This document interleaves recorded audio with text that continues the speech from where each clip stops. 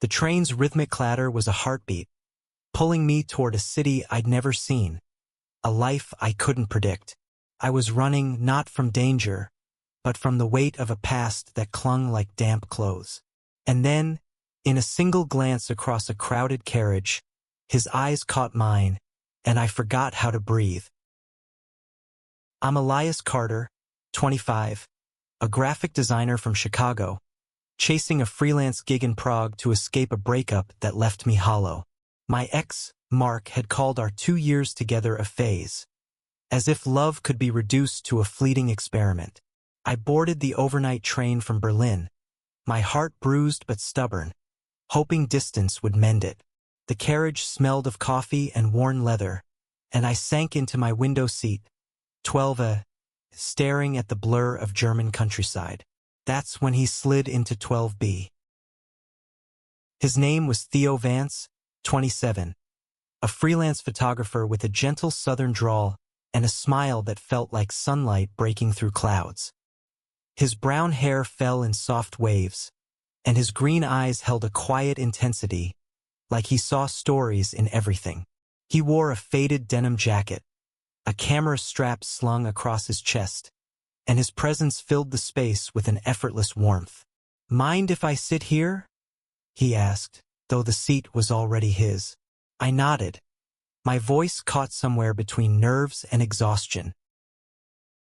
The train lurched forward, and our shoulders brushed. It was accidental, fleeting, but it sent a jolt through me, like a spark I hadn't felt in months. I apologized, fumbling, but Theo just chuckled, low and easy.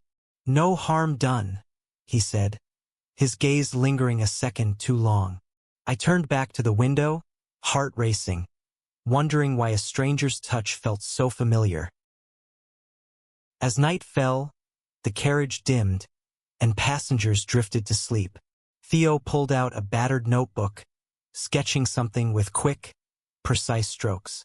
I stole glances, noticing the way his fingers moved, delicate but sure, like he was tracing the edges of a dream. "You're an artist?" I asked, breaking the silence. He grinned, tilting the notebook to reveal a sketch of the train's window, the horizon glowing with sunset. "Just a guy who sees things," he said. "You, graphic designer," I replied, suddenly self-conscious. "Mostly logos, nothing as free as that." He raised an eyebrow, intrigued, and we talked, first about art, then about life. He was from Savannah, traveling Europe to capture stories through his lens. I told him about Chicago, my failed relationship, and my impulsive decision to take this job in Prague. His listening was a kind of magic, each nod and smile drawing me out of my shell. Hours passed, the train's hum a steady backdrop. Somewhere between Dresden and the Czech border, Theo's hand grazed mine on the armrest. This time, neither of us pulled away. His touch was gentle, intentional, like a question asked without words. My breath hitched, and I met his eyes. They were searching, vulnerable, but unafraid. "Is this okay?" he whispered, his voice barely audible over the train's clatter. I nodded, my heart a wild drumbeat. His fingers curled around mine, warm and steady, and he didn't let go. In that moment, the world shrank to the space between us. Two strangers, two stories, one fleeting connection that felt like fate. But as the train sped toward Prague, a shadow flickered in my mind. Could I trust this feeling? Or was it just another beautiful mistake? The next morning, sunlight spilled into the carriage, painting Theo's face in soft gold. We'd talked through the night, sharing stories of heartbreak and hope, our hands still entwined. He told me about his first love, a boy named Caleb back in Savannah, who'd left when Theo came out to his conservative family. "I thought I'd never feel that again," he admitted, his thumb brushing my knuckles. "But then I met you." His words hit like a tidal wave. I wanted to believe them, but doubt gnawed at me. Mark's betrayal had taught me that love could be a lie, a performance. Yet Theo's sincerity was disarming, his touch an anchor in the chaos of my thoughts. As the train slowed into Prague's main station, he squeezed my hand. Come with me today, he said, eyes bright with possibility. Let's explore the city. No plans, just us. I hesitated. The job interview was tomorrow, and I'd planned to spend the day preparing, but Theo's invitation felt like a lifeline. Okay, I said, surprising myself. We stepped onto the platform, the air crisp with autumn, and Prague unfolded before us. Cobblestone streets, golden spires, a city alive with history and promise. We wandered through Old Town, Theo snapping photos of street musicians and ancient bridges. His laughter was infectious, his curiosity endless. At a cafe by the Vltava River, he showed me his camera's display. A candid shot of me laughing, my guard down for the first time in months. You're beautiful when you're real, he said, and my face burned. I wanted to kiss him right there, but fear held me back. What if this was too fast, too fragile? That evening, we climbed to Letna Park, the city's lights sparkling below. Theo set his camera aside and faced me, his expression serious. Elias, I don't know what this is, but I know it's real. I'm not letting go unless you tell me to. His words cracked something open inside me, a longing I'd buried under layers of hurt. I leaned in, and our lips met, soft and tentative, then fierce with need. The kiss was a promise, a risk, a moment I'd never forget. But as we pulled apart, a figure watched from the shadows. A man, his face obscured, his presence unsettling. Theo didn't notice, but I felt a chill. Was it just paranoia? Or had someone followed us? The night air turned heavy, and I wondered if Prague held more than romance for us. Perhaps a danger neither of us could see. The next morning, I woke in my hostel room, Theo's kiss still lingering like a melody I couldn't shake. We'd parted reluctantly after the park, promising to meet again at noon. I dressed for my interview, nerves twisting in my stomach. Not just for the job, but for what Theo was starting to mean to me. Prague's charm felt sharper today, its narrow streets buzzing with possibility and secrets. I met Theo at a bustling cafe in Malastrana. He was already there, sketching in his notebook, his camera resting beside a cup of black coffee. "Morning, stranger," he teased, his smile easing my tension. We ordered pastries and planned our day. The Charles Bridge, Prague Castle, and maybe a quiet corner to steal another kiss. But as we talked, I noticed his eyes flicker to the window, a crease forming on his brow. "Something wrong?" I asked. He hesitated, then leaned closer. "I thought I saw someone watching us last night, in the park." My stomach dropped, remembering the shadowed figure. "Probably nothing," he added, but his voice lacked conviction. I wanted to press him, but the cafe door swung open, and a man entered, tall, mid-30s, with sharp features and a leather jacket. He glanced our way, his gaze lingering too long before he sat at a corner table. "Elias, you okay?" Theo's hand touched mine, grounding me. I nodded, but unease settled in my chest. We left the cafe, crossing the Charles Bridge with its statues standing like silent sentinels. Theo's camera clicked, capturing the river's shimmer, but I couldn't shake the feeling of being watched. Halfway across, I spotted the man from the cafe trailing us, his steps deliberate. "Theo," I whispered, "that guy's following us."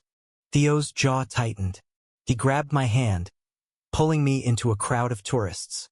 We ducked into a narrow alley, hearts pounding, and waited. The man passed by, his eyes scanning the crowd, but he didn't see us. "Who the hell is he?" I asked, my voice shaking. Theo shook his head, his expression dark. "I don't know, but I've seen him before. Yesterday, at the station." The revelation hit like a punch. Was this about Theo? Me? Or something bigger? We hurried to Prague Castle, blending into the throng of visitors. Theo's hand stayed in mine, his grip a quiet promise. At the castle's courtyard, we found a secluded bench, catching our breath.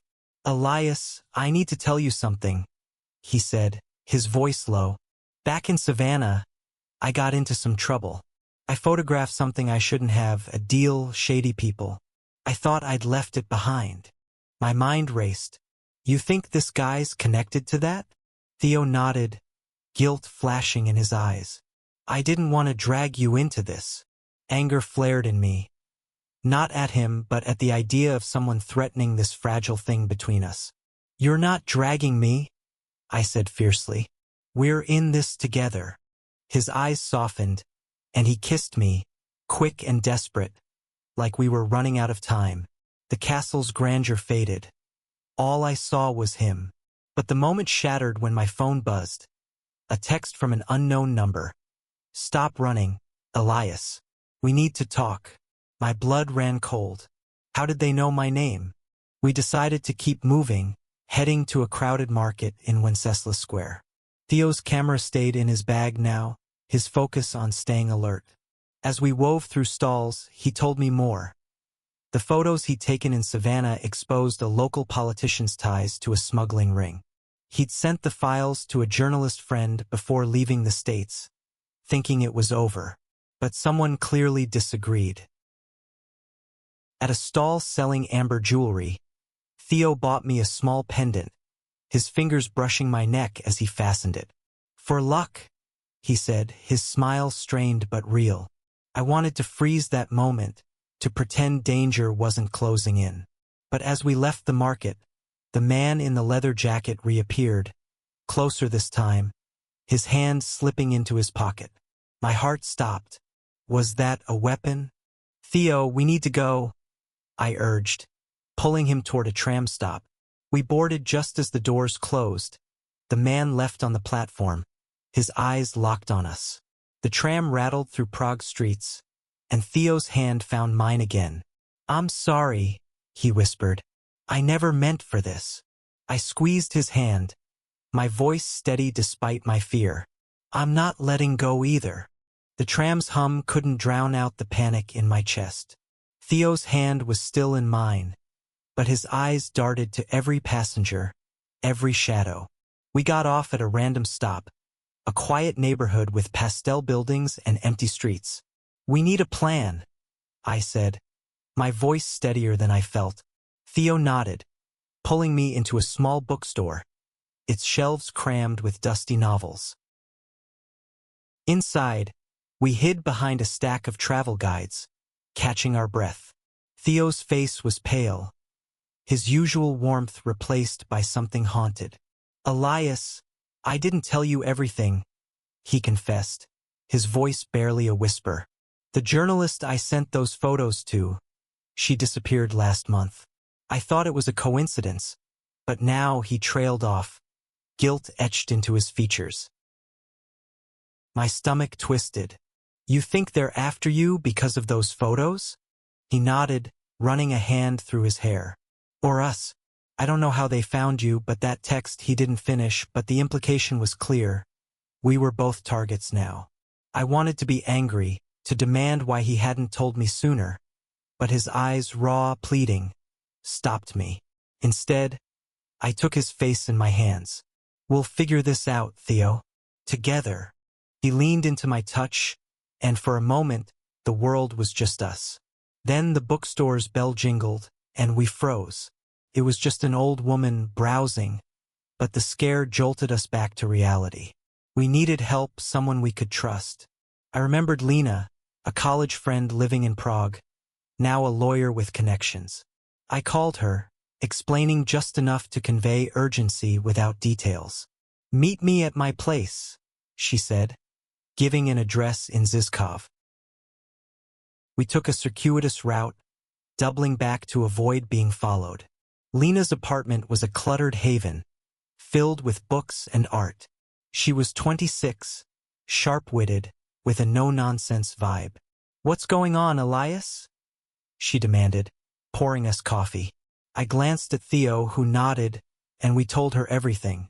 The train, the man, the photos, the text. Her eyes narrowed. Sounds like you've pissed off someone powerful. I know a guy, ex-cop, who can dig into this discreetly.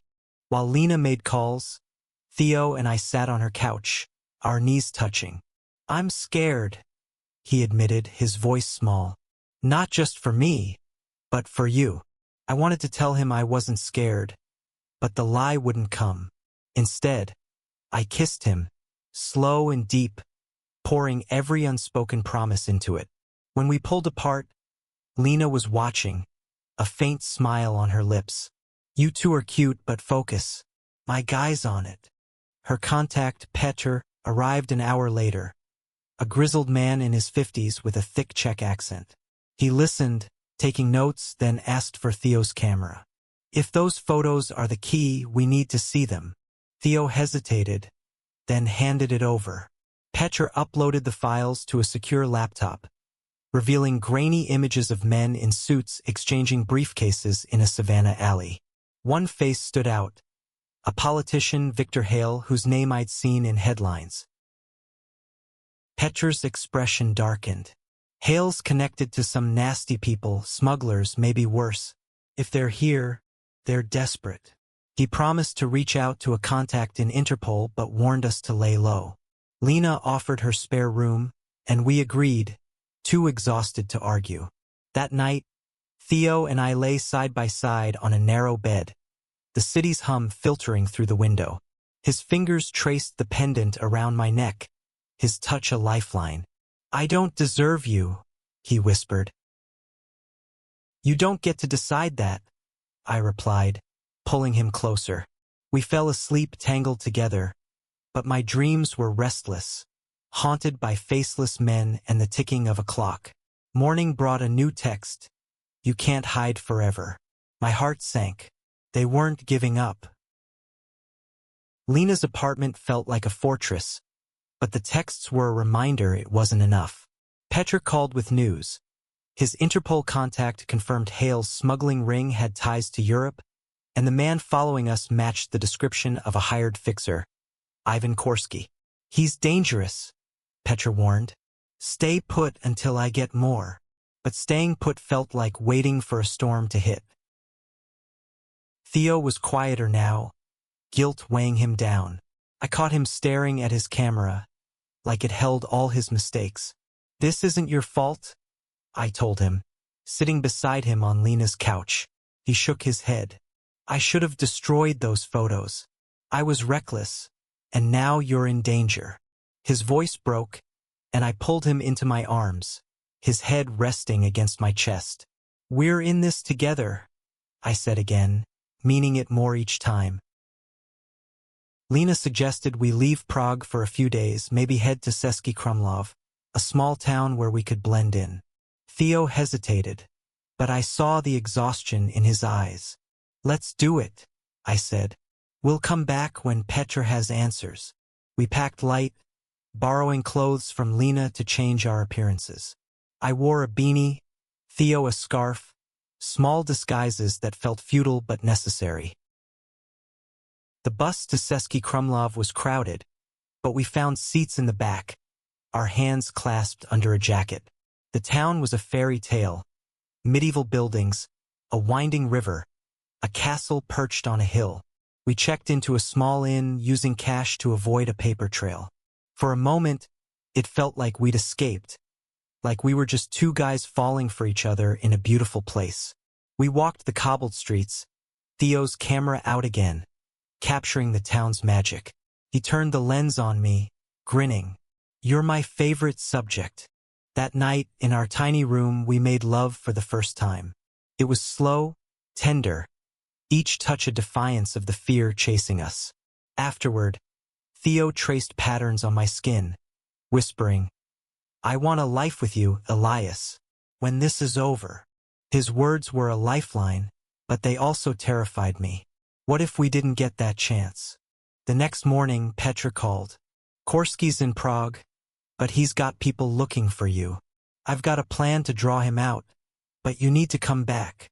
We returned that afternoon, nerves frayed but resolve intact. Petr met us at a safe house, a nondescript apartment in Vinohrady. His plan was risky. Leak a fake meeting to lure Korsky, then catch him off guard with Interpol's help. Theo and I would stay hidden, but the thought of being bait made my stomach churn. As we waited, Theo showed me more photos, not the dangerous ones, but personal ones. His sister's wedding, a Savannah sunset, a dog he'd loved as a kid. Each image was a piece of him, and I fell harder knowing how much he was risking. "If we get through this," I said, "I'm taking you to Chicago. We'll start over." He smiled, but his eyes were sad. "I'd like that." That night, Petra's trap was set. We watched from a window as plainclothes officers moved into position outside a cafe where Korsky was expected. My heart pounded as a car pulled up, and there he was, leather jacket, cold eyes. But something went wrong. A second car screeched in, men spilling out with guns. Shots rang out, and Theo pulled me to the floor, his arms shielding me. "Stay down," he hissed, his voice steady despite the chaos.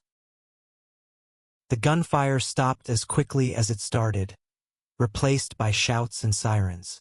Theo's arms stayed around me, his breath ragged. "You okay?" he whispered. I nodded, my heart still racing. From the window, we saw Korsky and his men being cuffed, Interpol agents swarming the scene. Petra burst into the safe house, his face grim but triumphant. "It's over. They've got him." Relief flooded me, but it was tempered by the weight of what we'd been through. Theo and I sat on the floor, hands still clasped, processing the silence. Petra explained. Korsky had been working for Hale, who was now under investigation thanks to Theo's photos. The journalist, Theo's friend, was found alive, hidden by a source who'd protected her. The truth was coming out, and we were safe, at least for now. We stayed in Prague another week, tying up loose ends. I nailed my job interview, landing a contract that meant I could stay in Europe. Theo's photos were published anonymously, sparking a scandal that brought Hale down. But the real victory was us. We moved into a small apartment in Zizkov, a temporary home filled with laughter and late-night talks. Theo's camera captured our new life. Coffee cups on a sunny table, my hand in his, the pendant still around my neck. One evening, we returned to Letna Park, the place where we'd first kissed. The city sparkled below, and Theo pulled me close, his lips brushing my forehead. "I was lost until that train," he said. "You saved me, Elias." I shook my head, smiling through tears. We saved each other. Our love wasn't perfect. It was messy, born in chaos, tested by danger. But it was real, rooted in the courage to hold on when letting go would have been easier. As we stood there, hands entwined, I realized Prague wasn't just a destination. It was where I found home, not in a city, but in him. The train's clatter echoed in my memory, a reminder of the moment that changed everything. Theo's gentle touch on that ride had been a spark, a promise, a lifeline. And as we walked back into the night, his hand in mine, I knew he'd never let go, nor would I.